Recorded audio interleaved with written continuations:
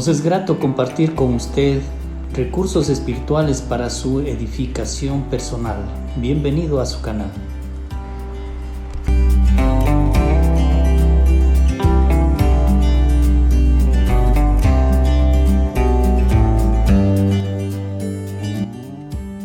En Lucas, en el capítulo 8, vamos a considerar los 3 primeros versículos.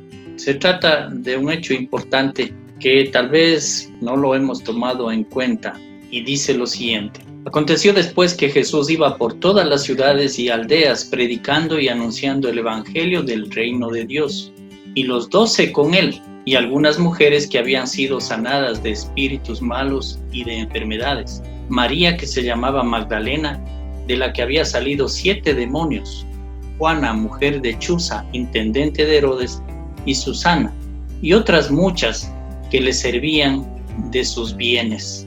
Interesante y muy importante. En el contexto de las culturas antiguas, estamos hablando de los famosos reinos, el reino griego, el famoso reino romano, en cuya época se mencionan estos acontecimientos. La mujer era un objeto tanto para la cultura griega como para la cultura romana. Y se puede hablar mucho acerca del trato que tenían las mujeres, pero era demasiado cruel.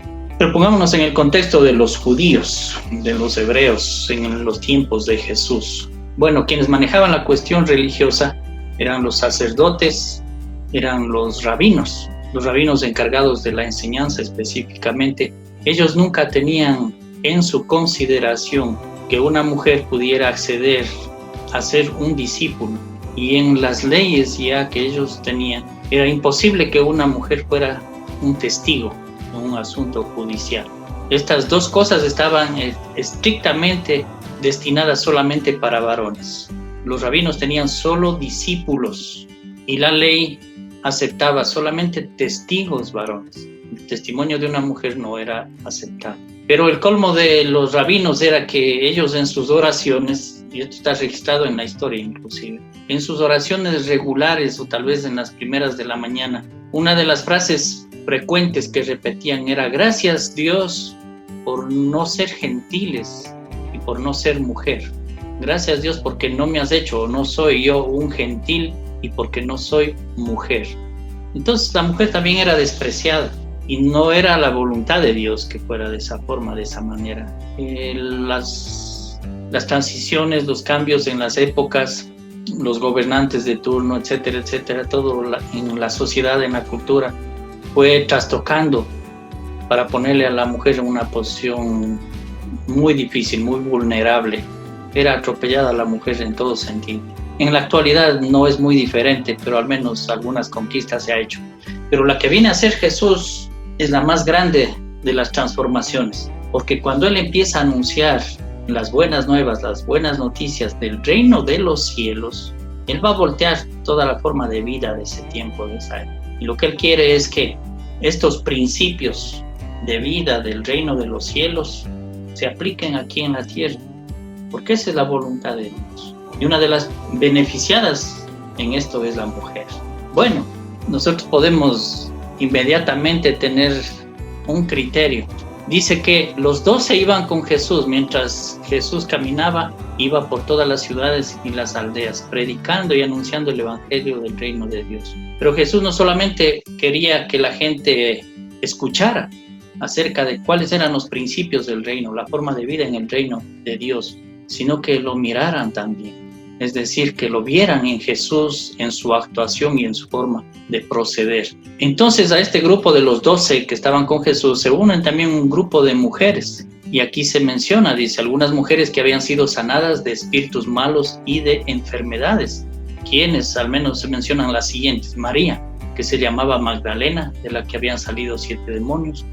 Juana, mujer de Chuza, intendente de Herodes. Este era un hombre que tenía una buena posición administrativa en cuanto al gobierno romano, pero su esposa Juana era la que estaba siguiéndole también y sirviéndole a Jesús.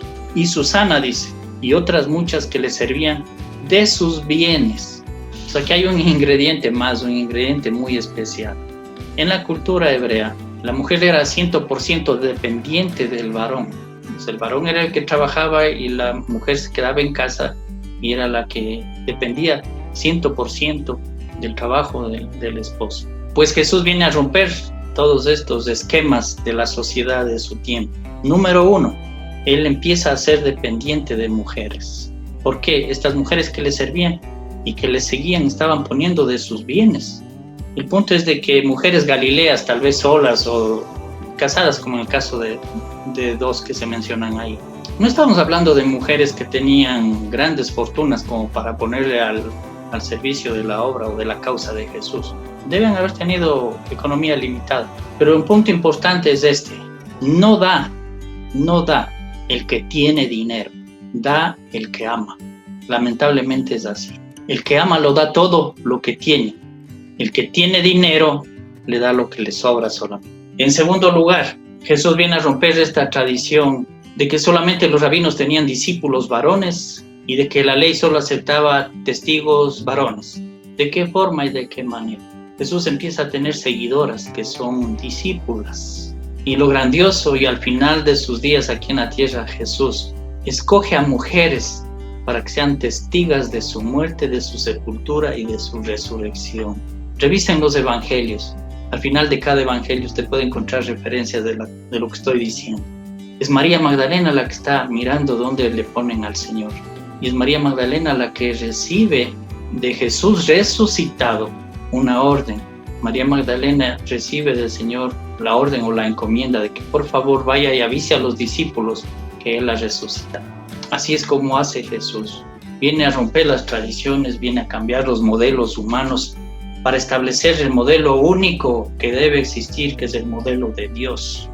Un modelo de justicia, un modelo de amor, un modelo de paz, de bienestar, no para uno, para todos.